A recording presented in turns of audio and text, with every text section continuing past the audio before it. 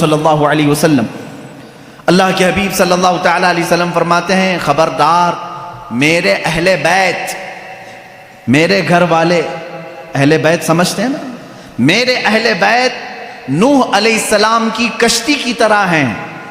نوح علیہ السلام کی کشتی، آپ کو واقعہ معلوم ہوگا، پوری دنیا ڈوب گئی تھی مگر نوح علیہ السلام کی کشتی تیر رہی تھی۔ پہاڑ تک ڈوب چکے تھے، پانی میں پہاڑ تک ڈوب چکے تھے، لیکن نوح علیہ السلام کی کشتی پانی پر چل رہی تھی، اور اس کشتی میں جتنے لوگ تھے وہ محفوظ تھے۔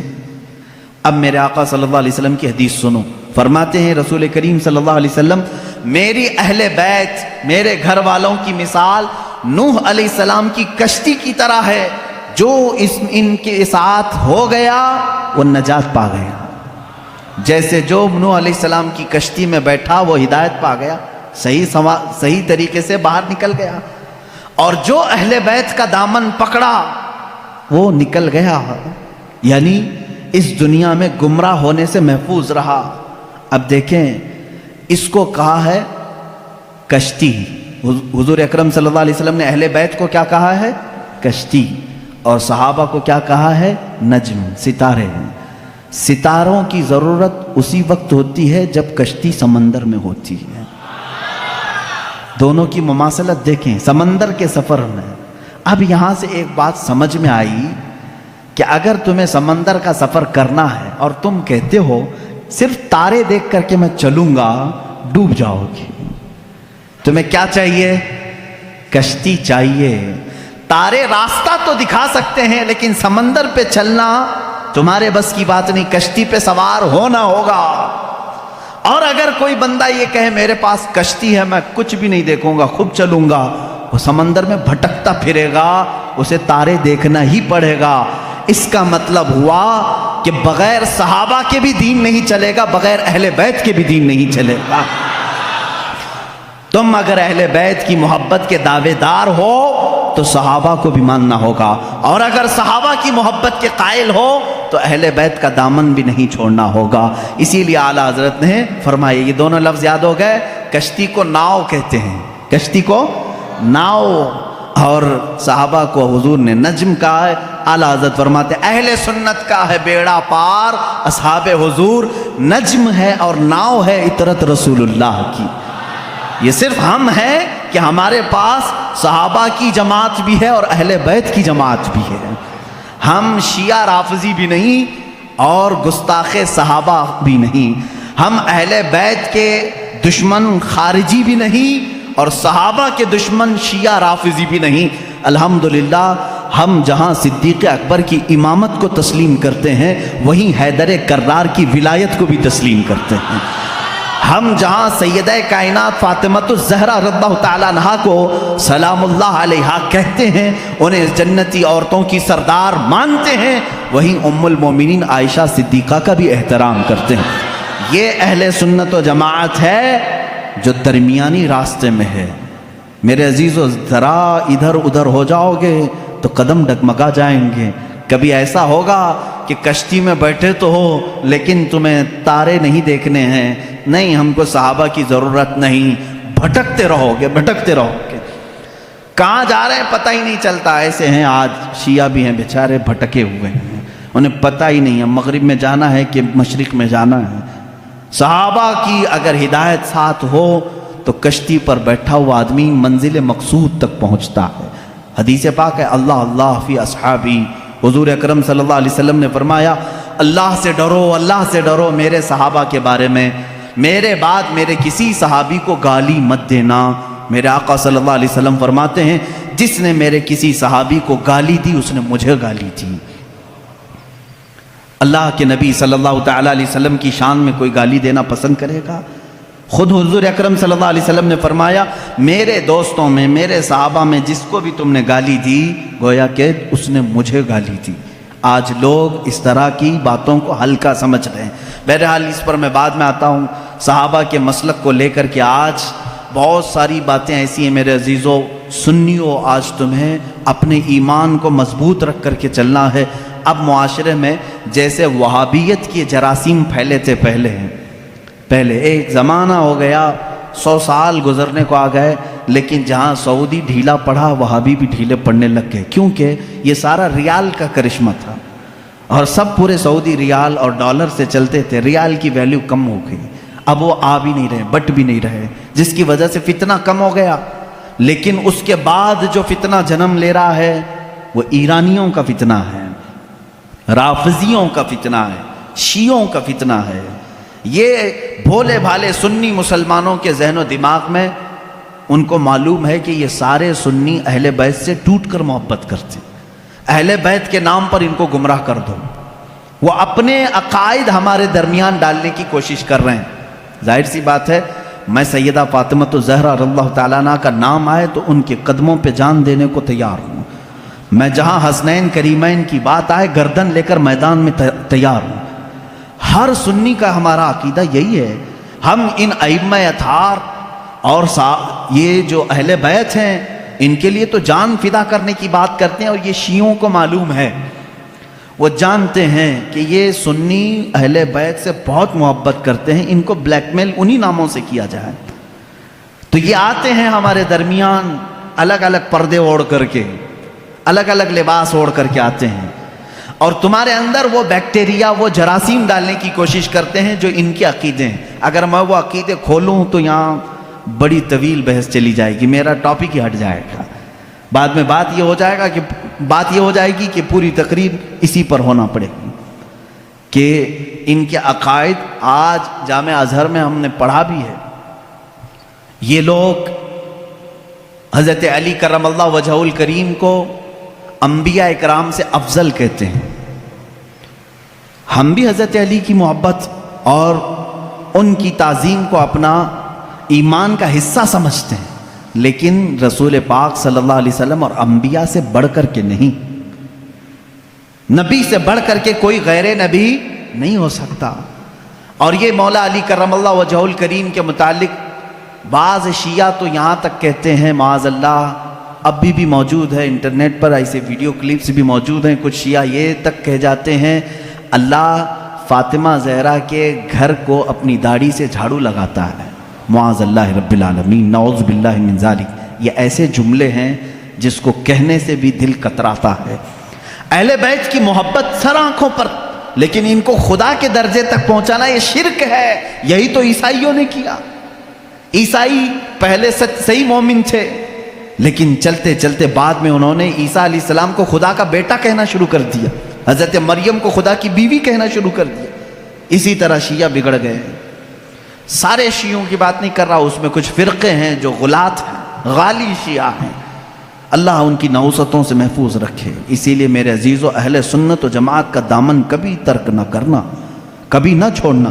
یہ ایسا درمیانی راستہ ہے جس مسلک میں آج ہمیں صحابہ کی تعظیم بھی سکھائی جاتی ہے اور اہل بیت اطہار کی تعظیم بھی سکھائی جاتی ہے.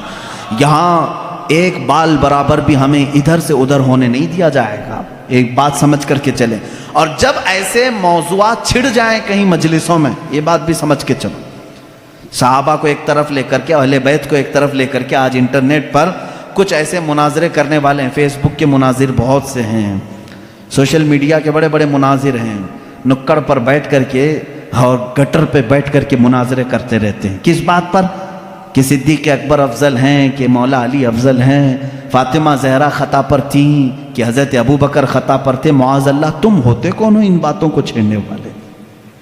14 صدیاں گزر گئیں، نہ تم ان کے زمانے میں ہو، نہ تمہارے باپ داداؤں نے انہیں دیکھا ہے، اور آج بیٹھ کر کے تمہارا ایمان کتنا ہے، تمہارا عمل کتنا ہے، تمہارا علم کتنا ہے، اتنی مقدس ہستیوں پر تم آج انٹرنیٹ پر بیٹھ کر کے مناظرے کر رہے ہو. ان بحثوں کو چھوڑو، شیطان یہاں تمہارا ایمان تباہ کر دے گا. جب ایسی باتیں آ جائیں، صحابہ اکرام کے آپس کے جو بھی معاملات ہوئے ہیں، تو ان باتوں کو جب بھی کوئی تمہارے درمیان چھیڑے تو اتنا کہیں کہ ان دونوں کا معاملہ وہ حل کرے گا جو ان دونوں سے بڑا ہوگا. میں کون ہوں؟ میں تو 14 صدیوں کے بعد آیا ہوا ایک چھوٹا سا بچہ ہوں. اگر ان صحابہ کے درمیان کچھ معاملات ہوئے ہیں تو اللہ موجود ہے، رسول کریم صلی اللہ علیہ وسلم ان کے سرپرست ہیں. دیکھا جائے گا قیامت کے دن ان کے جو بھی معاملات ہوں گے اللہ ان کا فیصلہ فرمائے گا. تم کیوں اپنا ایمان خراب کرتے ہو؟ میری بات سمجھ میں آ رہی ہے؟ صحابہ اکرام کی بات آئے اہل بیت کی بات آئے یا ان کے آپسی کچھ بھی معاملات کی بات آئے تو وہاں سے اپنا دامن اٹھا لینا، فوراً اس محفل کو چھوڑ دینا، اپنی رائے دینے کی بھی کوشش مت کرنا کہ کون صحیح تھا کون غلط تھا، یہ تمام معاملات میں اپنی رائے بھی مت دو، اس لیے کہ پھر تمہاری بھی پکڑ ہوگی۔ جس دن تم یہ کہو گے تو قیامت کے دن تم سے بھی پوچھا جائے گا تم ان دو بڑے لوگوں کے درمیان فیصلہ کرنے کے لیے بیٹھے تھے، پہلے تو بتا تیرے اعمال کہاں ہے، تم فیصلہ کرنے کے قابل ہو؟ اس لیے میرا تو طریقہ یہ ہے، جب بڑوں کی بات آئے، بزرگان دین، سلف صالحین، صحابہ تابعین کی بات آئے، کچھ بھی ان کے درمیان اگر اختلاف بھی ہوا ہو تو ان تمام اختلافات کو اللہ کے حوالے کر دو، اللہ رب العزت کے حوالے کر دو، وہ احکم الحاکمین ہے، قیامت کے دن فیصلہ فرمائے گا۔ عزیزان گرامی وقار، صحابہ اکرام کے بارے میں آج کیوں کہہ رہا ہوں آپ کو معلوم ہے؟ آپ رسول کریم صلی اللہ تعالیٰ علیہ وسلم پر ایمان لاتے ہیں، حضور کو خاتم النبیین مانتے ہیں، اللہ کے نبی صلی اللہ تعالیٰ علیہ وسلم کی ہر بات کو تسلیم کرتے ہیں، رسول کریم صلی اللہ تعالیٰ علیہ وسلم کی ہر بات کو تسلیم کرتے ہیں۔ اب چلیے آپ مسلمان ہیں، مجھے یہ بتاؤ رسول کریم صلی اللہ تعالیٰ علیہ وسلم نے کب آپ سے کہا کہ فجر کی نماز پڑھو، ظہر کی نماز پڑھو، عصر کی نماز پڑھو؟ آپ سے ڈائریکٹ آ کر کے حضور نے فرمایا؟ نہیں فرمایا۔ حضور اکرم صلی اللہ علیہ وسلم نے کس سے فرمایا؟ کس سے فرمایا؟ اپنے صحابہ سے فرمایا۔ جو کچھ بھی میرے آقا کی زبان سے نکلا وہ پورا کیا ہے؟ دین ہے۔ وہ پورا کیا ہے؟ دین ہے۔ قرآن میرے آقا کی زبان سے نکلا، اللہ تعالیٰ نے وہی فرمائی اور حضور نے پڑھ کر سنایا۔ کس کو سنایا؟ صحابہ کو سنایا۔ رمضان کے 30 روزے رکھنا ہے، حضور نے کس کو بتایا؟ صحابہ کو بتایا۔ حج فرض ہے، میرے آقا نے کس کو بتایا؟ صحابہ کو بتایا۔ زکوٰۃ فرض ہے، میرے آقا نے کس کو بتایا؟ یہ میرا پورا دین میرے آقا نے صحابہ کو بتایا۔ اگر ان صحابہ کو ہٹا دیا جائے تو پھر ہمارا دین کچھ بھی نہیں ہے۔ ہم تک اگر دین کو منتقل کیا ہے، ٹرانسفر کیا ہے، تو کس نے کیا؟ صحابہ اکرام نے۔ ان کو چھوڑ کر کے تم کوئی فیصلہ نہیں لے سکتے۔ صحابہ اکرام رضوان اللہ تعالیٰ علیہم اجمعین نے روایتیں کی، حضور صلی اللہ علیہ وسلم کی باتیں ہم تک منتقل کی۔ ارے یہ قرآن جس پر کل آپ نے پوری مفصل گفتگو سنی ہے، یہ پورا قرآن بھی اگر محفوظ ہم تک پہنچانے میں بڑا کردار ادا کیا ہے تو صحابہ اکرام نے کیا۔ حضور صلی اللہ علیہ وسلم سے انہوں نے جتنا سنا تھا سب کچھ انہوں نے لکھا اور جمع کیا، اور امت بعد میں آنے والی امت کو یہ امانت پہنچائی۔ اس لیے صحابہ اکرام کے معاملات کو سنو، اور میں آج دعوت فکر دیتا ہوں میرے ہر بچے کو، ہر دوست اور میرے ہر بھائی کو، کہ اب دوسروں کی ادھر ادھر کی تاریخ پڑھنے سے بہتر ہے کہ پہلے تم صحابہ کی تاریخ پڑھو۔ یہ تمہیں رسول کریم صلی اللہ تعالیٰ علیہ وسلم کا حقیقی عشق اور محبت سکھاتے ہیں۔ ہم تو تقریروں میں بتاتے ہیں، یہ الگ معاملہ ہے، لیکن صحابہ جو اپنے عمل سے بتاتے ہیں اس کی مثال ملتی نہیں ملے گی۔ رسول کریم صلی اللہ تعالیٰ علیہ وسلم کی جو اطاعت، فرما برداری، جو حضور اکرم صلی اللہ علیہ وسلم کا ادب و احترام انہوں نے کہہ کر کے نہیں کر کے دکھایا ہے، وہ اس کی کوئی بھی مثال آج تک نہیں ملتی۔ چند صحابہ اکرام کی میں باتیں بتاؤں، کتنی محنت، مشقت اور دقت سے یہ اسلام میں آئے اور جمے رہے۔ ان کے بارے میں قرآن کہتا ہے ان الذین قالوا ربنا اللہ ثم استقاموا، بے شک وہ لوگ جنہوں نے کہا اللہ ہمارا رب ہے پھر اس پر جمے رہے، تتنزل علیہم الملائکہ، اللہ فرماتا ہے ان پر رحمت کے فرشتے اتارے جاتے ہیں۔ یہ صحابہ کے بارے میں بات آئی۔ ایک بار جب انہوں نے کہہ دیا اللہ ہمارا رب ہے پھر ہٹتے نہیں تھے، اس سے ہٹتے نہیں تھے۔ آج کی جو موب لنچنگ ہے ان کے ساتھ بھی ہوئی ہے، بلکہ اس سے بھی زیادہ سخت طریقے سے ہوئی ہے۔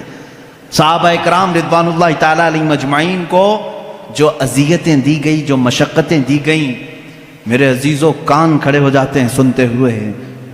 ان میں جو اذیتیں سہنے والے حضرت خباب بن الارت رضی اللہ تعالیٰ عنہ، جب یہ مدینہ طیبہ آئے، حضرت خباب رضی اللہ تعالیٰ عنہ، ان کی پیٹھ پوری گل چکی تھی۔ کس وجہ سے؟ ان کی پیٹھ جب یہ اپنا دامن اٹھاتے تھے تو ریڑھ کی ہڈی دکھتی تھی۔ ان سے صحابہ نے پوچھا تم نے جبہ اٹھایا، یہ ریڑھ کی ہڈی تک کا گوشت کہاں گیا؟ کہتے کہ جب میں ایمان لایا تھا مکہ میں، یہ کفار مکہ مجھے پکڑ کر کے انگار کے کوئلوں پر لٹاتے تھے اور پھر میرے سینے پر پیر رکھ کر کھڑے ہو جاتے تھے، نیچے سے کوئلے میری چربی سے پگھل جاتے تھے، پھر ان انگاروں کو دھکایا جاتا تھا۔ حضرت عمر فاروق رضی اللہ تعالیٰ عنہ کی آنکھیں بھیگ گئیں، کہنے لگے اے خباب، تم اور بلال دونوں نے یہ تکلیفیں اٹھائی ہیں۔ بلال حبشی کے ساتھ بھی یہی ہوتا تھا۔ حضرت خباب نے کہا بلال حبشی کو تو آزاد کرانے کے لیے ابو بکر صدیق آئے تھے، لیکن مجھے تو آزاد کرانے والا کوئی بھی نہیں تھا۔ حضرت خباب رضی اللہ تعالیٰ عنہ کو مسلسل 3 سال تک جلایا گیا ہے، 3 سال تک جلایا گیا ہے، پکڑے جاتے تھے، بار بار پکڑتے تھے، ان کو جلاتے تھے۔ حضرت بلال حبشی رضی اللہ تعالیٰ عنہ کا ایمان تو دیکھیں، ان کا آقا امیہ تھا، صرف اس بات پر کہ یہ رسول کریم صلی اللہ علیہ وسلم پر ایمان لائے۔ اچھا، جو سب سے پہلے 6 لوگ اسلام لائے، سب سے پہلے جو 6 لوگ اسلام لائے، ان میں سے ایک نام حضرت بلال حبشی کا ہے۔ سٹارٹنگ بالکل، جس میں حضرت ابو بکر صدیق رضی اللہ تعالیٰ عنہ، حضرت علی کرم اللہ وجہہ الکریم، سیدہ خدیجۃ الکبریٰ رضی اللہ تعالیٰ عنہ، حضرت زید رضی اللہ تعالیٰ عنہ، حضرت بلال حبشی رضی اللہ تعالیٰ عنہ، ان کے نام آتے ہیں۔ یہ وہ لوگ ہیں جو سب سے پہلے ایمان لانے والوں میں سے۔ حضرت بلال کو ان کا آقا پکڑتا تھا اور وہ کہتا تھا کیا میں تیرا رب نہیں ہوں؟ حضرت بلال کہتے تھے نا، ربنا اللہ، ہمارا رب تو اللہ ہے، تو رب ہو ہی نہیں سکتا۔ اس کے غلام تھے وہ، اس وقت غلامی کا دور تھا، آقا جو کہے غلام کو ماننا پڑتا تھا۔ وہ اپنے 2 بدماش بیٹوں کے ہاتھ میں دے دیتا تھا۔ حضرت بلال رضی اللہ تعالیٰ عنہ کو ایک بڑے ڈرم میں وہ ڈال کر کے دن بھر اس کا ڈھکنا بند کر کے رکھتے تھے، بڑے سے ڈرم میں ڈال کر کے اس کا ڈھکن بند کر کے رکھتے تھے، شام کو کھولتے تھے بغیر کھانا پانی دیے ہوئے، پھر ان کو مارتے تھے مسلسل۔ اور ایک دن تو اوباش لڑکوں کے ہاتھ میں ان کے آقا نے پیر میں رسی باندھ کر کے دے دیا، وہ بدماش لڑکے مکہ کی گلیوں میں حضرت بلال کو کھینچتے ہوئے لے جاتے تھے، اور وہ مکہ کی تپتی ہوئی گلیاں جب دھوپ چلچلاتی رہتی تھی، اس میں حضرت بلال کو ننگی پیٹ وہ کھینچتے ہوئے لے جاتے تھے۔ اور مکہ والے یہ منظر دیکھنے کو جمع ہوتے تھے تو سارے لوگ آتے تھے تو حضرت بلال مسکرا کر کہتے تھے اے مکہ والو، اللہ ایک ہے، اللہ ایک ہے۔ یہ اس زمانے میں کہہ رہے تھے جب ہر جگہ بتوں کی پوجا تھی۔ مکہ میں خانہ کعبہ کے اندر بت رکھے گئے تھے، خانہ کعبہ کے اندر بت تھے، ان کے درمیان بلال حبشی اعلان کر رہے تھے اے میرے عزیزو، ان کے ایمان کو ہم میں سے کون پہنچ سکتا ہے؟ آج ہم پر تھوڑی سی آفت بھی نہیں ٹوٹی کہ لوگ اپنا اسلام چھپانا شروع کر دیے۔ آج لوگ مصلحت کی بات کرنے لگ گئے۔ زمانہ ایسا ہے مولانا، اب تو سوچ سمجھ کے چلنا پڑتا ہے۔ میرے بھائی، اب کی بات کر رہے ہو، کیا بلال حبشی کا زمانہ اچھا تھا؟ وہ زمانہ کتنا خطرناک تھا، کیا وہ زمانہ آج ہے تمہارے ساتھ؟ لوگ آج ہم سے کہتے ہیں نہیں اب ویسا نہیں چلے گا، اب تھوڑا سا زمانہ بدل گیا۔ اب زمانہ بدلا نہیں، یہ اللہ کا شکر ادا کرو کہ اب بھی اللہ نے تمہیں سجدوں کی اجازت دی ہے، یہ مہلت رکھی ہے، آزادی ہے آج بھی، پھر بھی تم مصلحت کی بات کرتے ہو۔ نہیں، سب کو راضی کرنے کے لیے اس بلال حبشی کو قیامت کے دن تمہیں منہ دکھانا ہوگا جو سارے بتوں کے بیچ میں کھڑے ہو کر کے کہتے تھے ربنا اللہ، ہمارا رب اللہ ہے، اللہ احد، اللہ احد، اللہ ایک ہے، اللہ ایک ہے۔ انہیں مارا جاتا تھا، اتنا مارا گیا حضرت بلال حبشی رضی اللہ تعالیٰ عنہ کو کہ پورے جسم میں اس کے داغ تھے، پورے جسم میں داغ تھے۔ اور ایک صحابی حضرت یاسر رضی اللہ تعالیٰ عنہ، یہ تو یمن سے چلے تھے اپنے گمشدہ بھائی کو ڈھونڈنے کے لیے، یہ آئے مکہ میں بھائی کو ڈھونڈنے کے لیے آئے تھے، ان کا ایک بھائی گم ہو گیا تھا، لیکن جب رسول کریم صلی اللہ علیہ وسلم کو دیکھے تو واپس نہ جانے کی بات کر کے وہیں ٹھہر گئے۔ وہ یمن کے رہنے والے تھے، کہا کہ اب اس زمین کو چھوڑ کر نہیں جاؤں گا، کہ اس لیے کہ اس چہرے کو دیکھنے میں آنکھوں کا ایک سکون ہی الگ ہے۔ وہ اپنے گمشدہ بھائی کو ڈھونڈنے کے لیے آئے تھے۔ حضرت یاسر رضی اللہ تعالیٰ ایمان لائے اور وہیں پر ان کا نکاح ہوا حضرت سمیہ سے۔ حضرت سمیہ ان کے نکاح میں آئی، ان دونوں کے نکاح کے بعد ان کے بیٹے پیدا ہوئے عمار رضی اللہ تعالیٰ عنہ۔ یہ پورا ایک خاندان، ایک فیملی کو بتا رہا ہوں میں، یاسر، سمیہ اور عمار، یہ تینوں ایک گھرانہ ایسا ہے محبت رسول صلی اللہ علیہ وسلم میں ایک دن بھی ان کو چھوڑا نہیں گیا، ایک دن بھی نہیں چھوڑا گیا۔ یہ مکہ کے ابتدائی حالات میں بتا رہا ہوں آپ کو، جب حضور اکرم صلی اللہ علیہ وسلم کے صحابہ میں صرف 40 صحابہ بھی ابھی نہیں تھے، اور سخت ترین اذیتیں کفار دیتے تھے، جہاں کسی کو پاتے اور خبر ہو جاتی کہ یہ محمد صلی اللہ علیہ وسلم کے دین پر آ گیا ہے، اس کے ساتھ بہت برا سلوک کرتے تھے۔ حضرت سمیہ کو ابو جہل نے ایک بار پکڑا اور گھوڑے کے پیروں سے باندھ دیا۔ کیسے؟ گھوڑے کے سامنے کے دونوں پیروں سے ان کے ہاتھ باندھے، گھوڑے کے دونوں پیچھے کے پیروں سے ان کے پیر باندھے اور گھوڑے کو دوڑایا۔ جب گھوڑا دوڑتا تھا تو ان کی ہڈیاں سرکتی تھیں، ایک ایک ہڈی ٹوٹتی چلی گئی۔ اس وقت پورے مجمع میں لوگ تماشا دیکھنے کے لیے کھڑے رہتے تھے۔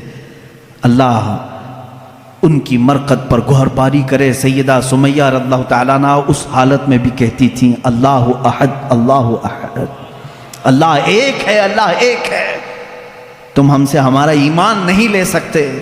یہاں تک کہ حضرت سمیہ رضی اللہ تعالیٰ عنہ کو گھوڑا دوڑاتے ہوئے لے آیا تو ابو جہل نے اپنے ایک نیزے سے ان کی شرمگاہ پر مارا، جس کی وجہ سے وہ شہادت پا گئیں۔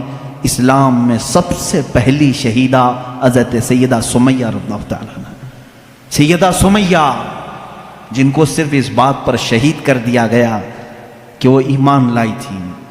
اور جانتے ہیں آپ، حضرت سمیہ رضی اللہ تعالیٰ عنہ گھر گھر جاتی تھیں، عورتوں کو قرآن پڑھاتی بھی تھیں، لیکن انہوں نے یہ کام ترک نہیں کیا۔ آخری وقت تک انہیں مارا گیا، پیٹا گیا، آخر میں شہید بھی کر دیا گیا۔ یہ دکھ برداشت نہیں ہو سکا۔ حضرت یاسر جو ان کے شوہر تھے، وہ اسی دکھ میں تھے کہ میں یمن سے آیا تھا یا نکاح کیا، میری بیوی کو میرے آنکھوں کے سامنے مارا انہوں نے۔ حضرت یاسر رضی اللہ تعالیٰ عنہ حضور صلی اللہ تعالیٰ علیہ وسلم کے پاس آئے، کہنے لگے آقا کیا کریں، غم برداشت نہیں ہوتا۔ اللہ کے نبی صلی اللہ علیہ وسلم نے فرمایا، اصبروا فإن موعدکم الجنہ، تھوڑا اور صبر کرو، جنت تمہارے انتظار میں ہے۔ حضرت یاسر رضی اللہ تعالیٰ عنہ کو بھی ان کفار مکہ نے پکڑا اور ان کے ساتھ بھی بہت برا سلوک کیا، وہ بھی شہید ہوئے۔ یہ اسلام کے دو سب سے پہلے شہید ہیں۔ حضرت عمار جو بیٹے اکیلے بچ گئے تھے، جن کی آنکھوں کے سامنے ماں کو بھی مارا گیا ہو، باپ کو بھی مارا گیا ہو، ان کو کفار مکہ نے بلا کر کے سمجھایا، دیکھ تیری ماں بھی چلی گئی اور وہ بھی بری طرح زخمی تھی، ہڈیاں ٹوٹ گئی تھی، تیرے باپ بھی دنیا سے چلے گئے، تو اکیلا رہ گیا، کیوں محمد کے پیچھے لگا ہے صلی اللہ علیہ وسلم؟ کیوں تو اپنے مکہ والوں کو چڑھاتا ہے؟ چھوڑ دے اس دین کو، اس میں امن ہے، خیر ہے، ہم سارا مال تجھے دیتے ہیں اور تجارت میں تجھے ماہر بناتے ہیں۔ حضرت عمار نے کہا پہلے اگر بولتے تو ہو سکتا ہے کہ سوچا جاتا، میں اگر اپنے باپ اور اپنی ماں کے دین کو چھوڑوں تو غدار بیٹا کہلاؤں گا۔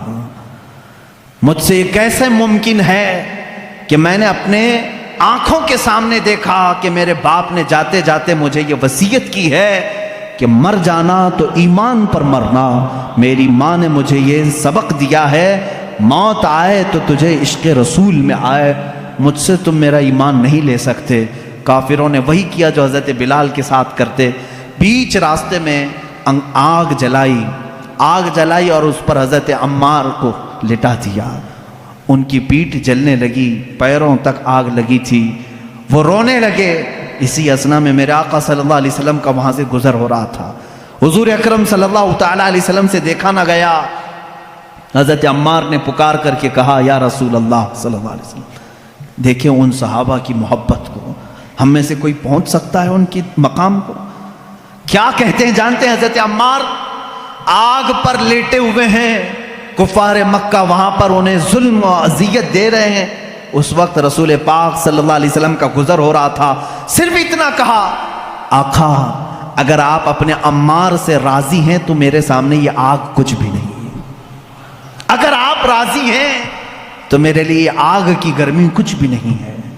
اس مقام پر بھی وہ یہ کہہ رہے ہیں، یہ نہیں کہا جل گیا ہائے ہائے مجھے بچا لیں، کہہ رہے ہیں یا رسول اللہ اگر آپ راضی ہیں مجھ سے تو پھر یہ آگ کی تپش بھی میرے لیے کچھ نہیں ہے۔ اللہ کے نبی صلی اللہ علیہ وسلم نے کیا پڑھا جانتے ہیں اس وقت؟ کہا یا نارو کونی بردن و سلامن علی عمار ابن یاسر. یہ آیت تو حضرت ابراہیم علیہ السلام کے لیے قرآن میں آئی ہے. میرے آقا صلی اللہ علیہ وسلم نے فرمایا اے آگ ٹھنڈی ہو جا عمار بن یاسر پر.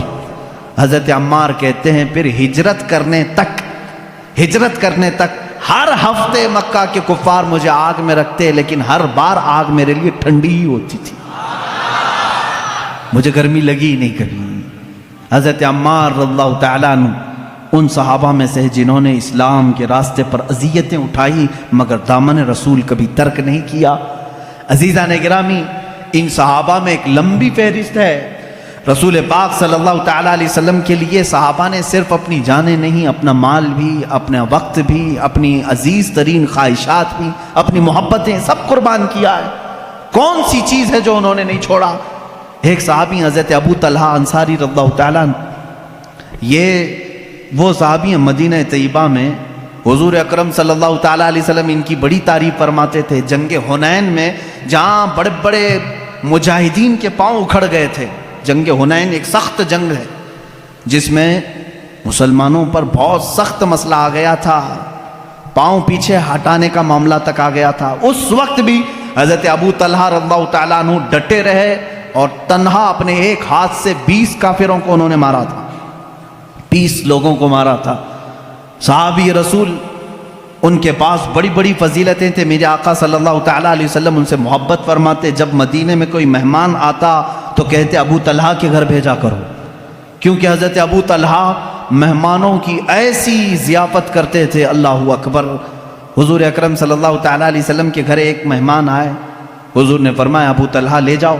لے کر کے آئے، گھر آئے تو پتہ چلا بیوی نے کہا کھانا کچھ بھی نہیں ہے، ایک ہی آدمی کھا سکتا ہے، بچے بھی ہیں، آپ بھی ہیں، میں بھی ہوں، اور ایک مہمان کو آپ لے کر کے آئیں. حضرت ابو طلحہ نے کہا کوئی بات نہیں، بچوں کو سلا دو، بچوں کو تھپک کر سلا دو، کل ان کے لیے دیکھا جائے گا. اور رہی بات تیری اور میری، ہم رات کو صبر کر لیں گے. ہمارے کھانے میں سب سے پہلا حق مہمان رسول کا ہے. کون ہے جو اپنے گھر کی ایک کھانے کی مقدار کو آئے ہوئے مہمان کے لیے دے دے؟ اپنے بچوں کو سلا دیا، بیوی سے کہہ دیا، لیکن مہمان کو یہ بات معلوم ہونے نہ پائے کہ میرے گھر میں صرف ایک آدمی کا کھانا ہے. کہا دسترخوان بچھانا، کھانا رکھنا، لیکن اے میری شریک حیات چراغ بجھا دینا، چراغ گل کر دینا. ان کی بیوی نے دسترخوان پر کھانا رکھنے کے بعد چراغ بجھا دیا، چراغ بند ہو گیا، اندھیرا رہا. حضرت ابو طلحہ نے مہمان کے سامنے کھانے کی برتن آگے کی، کہا آپ کھاتے رہیں، میں بھی کھا رہا ہوں. آپ نے صرف منہ چلایا اور مہمان کو پیٹ بھر کر کھانا کھلایا. یہاں تک کہ صبح ہوئی. جب رات مہمان نے ابو طلحہ کے گھر گزاری، صبح ہوئی، رسول کریم صلی اللہ تعالیٰ علیہ وسلم کے پاس آپ آئے. میرے آقا صلی اللہ تعالیٰ علیہ وسلم نے مسکرایا اور ان کا استقبال کیا. ابھی کچھ بات ہوئی نہیں. حضور اکرم صلی اللہ علیہ وسلم نے فرمایا ابو طلحہ جبرائیل آئے تھے کل رات تمہارے گھر، جو ہوا مجھے بتا کر گئے ہیں کہ اللہ تبارک و تعالیٰ نے تمہارے لیے جنتی دسترخوان بچھایا ہے جو اپنے حبیب کے مہمان کو اپنے گھر میں ذرا وقت کے لیے شرمندہ ہونے نہیں دیتا. مولا اس ابو طلحہ کو کبھی زندگی میں شرمندہ نہیں کرے گا. یہ میرے آقا کی دعا تھی. اس ابو طلحہ رضی اللہ تعالیٰ عنہ کی بات میں کروں.